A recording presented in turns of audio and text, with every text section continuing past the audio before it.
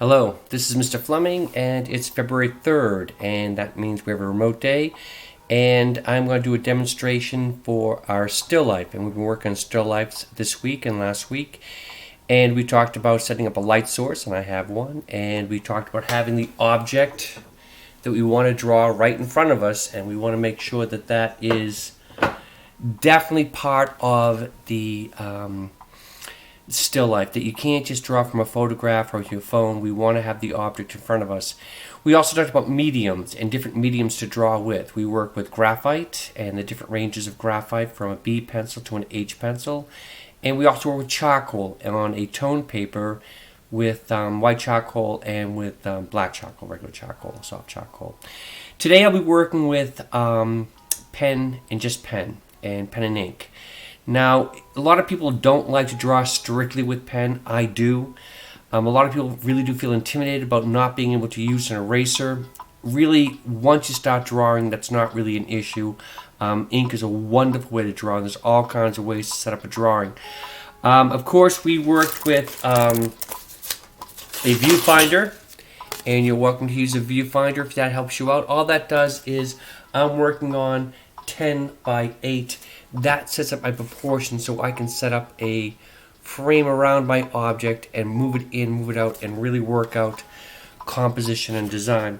Alright, so I want to go into it just a little bit. And what I'm going to go into first of all is my different pens. And I have 3 different sizes here. I have a 8, a 1, and that's a 0.5. I rarely use the 0.5 except for detail. I also have a thicker marker and a gigantic marker. And I plan to work with this. I just want to play with the dark and the light and the ink and try different mediums. So I have my frame already worked out. And again, we talked about that. This is 10 by 8. I'm going to go in there and I'm going to start drawing, and I'm not going to worry about it. Oh, I should mention, before I started, I did do some studies, and you should also. That allows me to know my medium and to practice before I go into a drawing. It's never a good idea to go into a drawing cold. You always want to warm up. Just like athletics, you want to warm up beforehand. So I'm going to go in there, and I remember to looking at my object. I am not just drawing on the picture plane. I do have an underdrawing here. I did that in pencil beforehand. Again, that's part of the setup. What I want to work on here is, I should do that first, is that contour line.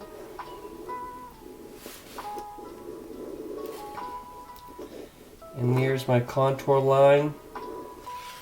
And now I'm going to try to get some detail in there. Again, I want to pay attention to the shadows, and there's a different glaze. So one is pink, but I want to kind of do that with shading with this.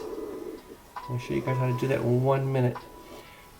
We talked in class about the different pen techniques. We have stippling and cross-hatching.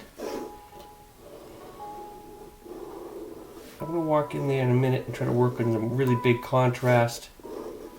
Alright.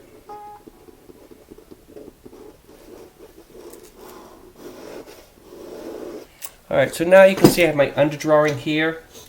I'm going to go in there with my bigger markers and try to get some areas filled in with contrast.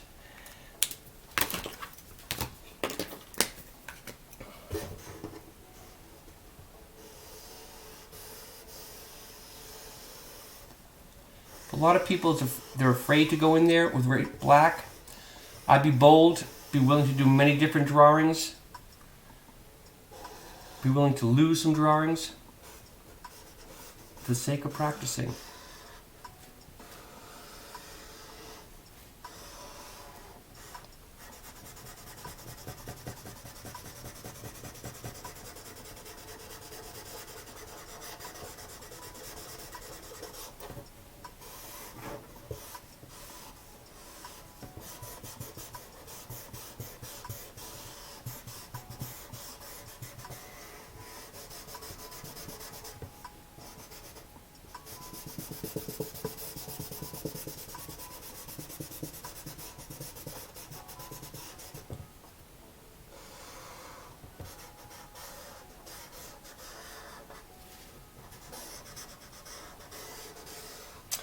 And now you can see I've got a black field behind my space.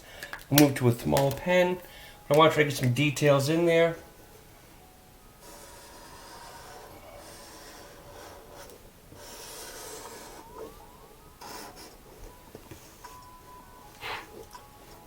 You do want to make sure you're looking at your object, not just your drawing. I'm looking at that shadow underneath my handle.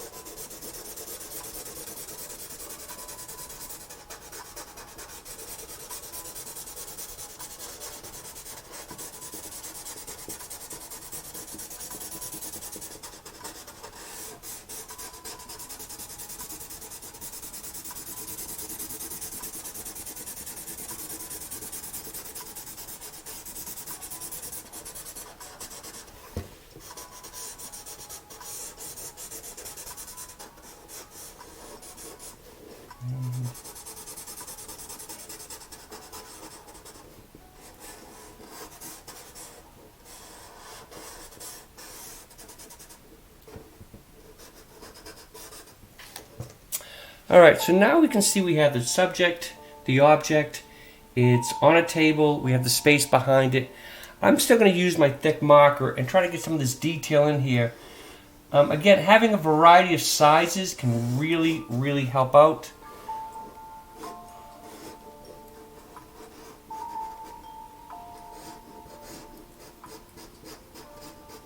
I'm going to go in there with the cross-hatching technique.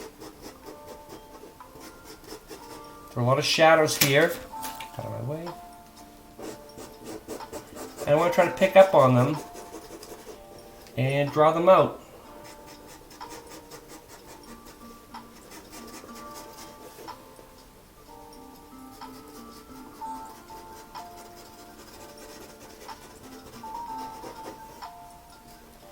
Again, you're always be looking at your object.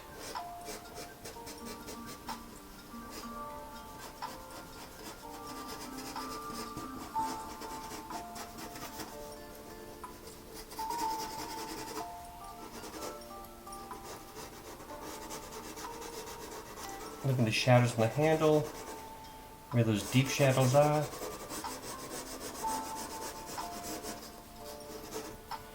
And I'll move to a smaller one now. I will have to go back a little bit, but I want to build my tones up.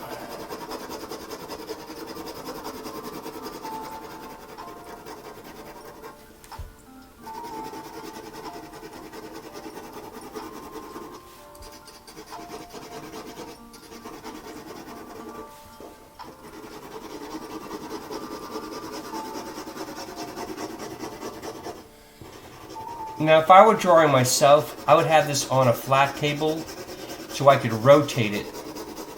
But I want to do a demonstration here.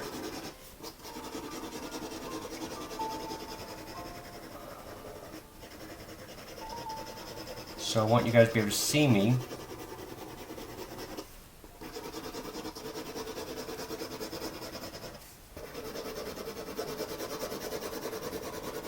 And I'm building these tones up slowly.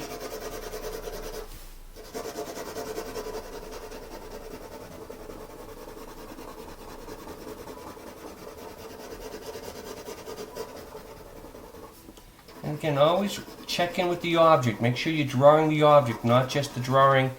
Let the drawing be less and the observation more with this one. You really want to get observation to be the point of this exercise.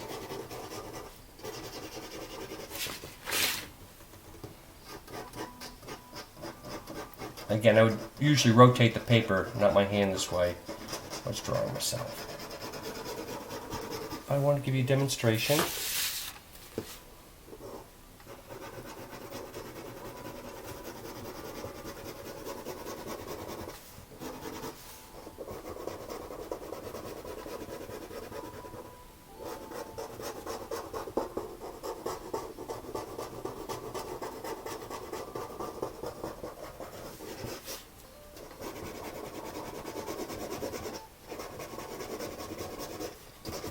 Alright, so now we have 3 different drawings done of the same object, 3 different mediums. We did pencil, we did charcoal, and now we're doing pen and ink. There's a lot more I can do to this. I just don't want to have you guys sit there and watch me draw the whole drawing. But I will be drawing, and I will have a nice still life done in the classroom, and you should also. So when you come back, for those people who are working in Alpha, I should have a complete drawing done. For those people in Bravo, you should be on the working stages. You're welcome to use pencil. You're welcome to use ink. You're welcome to use colored pencils or watercolors if you want to. The objective is direct observation, to look at an object and try to render it. The medium, I'm trying to give some flexibility, and I want you to explore different mediums. So we'll see you in class, and we'll see you online. And don't forget to make art, because art won't make itself.